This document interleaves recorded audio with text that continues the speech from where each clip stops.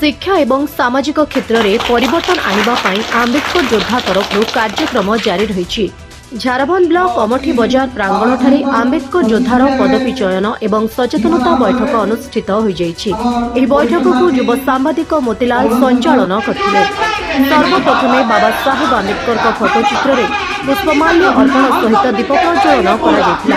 नारायण सपनामी भारतीय संविधान प्रस्तावना पाठ करथिले। आंबेडकर योद्धार लक्ष्य उद्देश्य संपर्क में महेश कुमार बाग उद्बोधन देथिले। पर आंबेडकर योद्धार कर्मकर्ता चयन एवं दायित्व प्रदान कार्यक्रम होइथिला।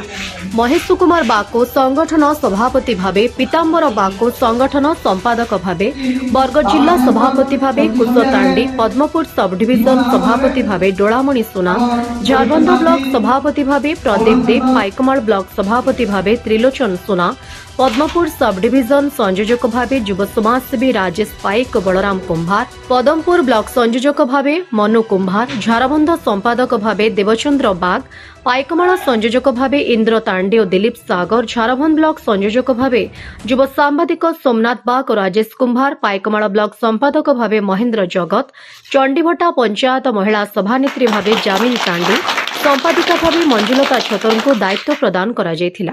आंबेडकर योद्धार उपदेष्टा भावे विशिष्ट सांस्कृतिक कर्मी गोवर्धन छतर, युव सांबादिक मोतीलाल बाग, नारायण सपनामी दामोदर जगत को दायित्व प्रदान पूर्वक उपदेष्टा भावे स्वागत करा जायथिला।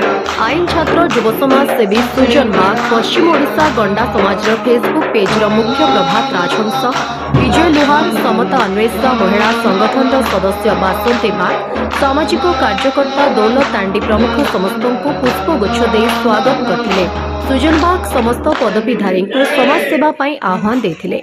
युव सांबादिक मोतीलाल बाग बैठक समापन पर्यंत उक्त कार्यक्रम को संचालन करथिले। बैठक में शताधिक आंबेडकर योद्धार सदस्य उपस्थित थिले। शेषरे जिला सभापति कुश तांडी धन्यवाद अर्पण करथिले।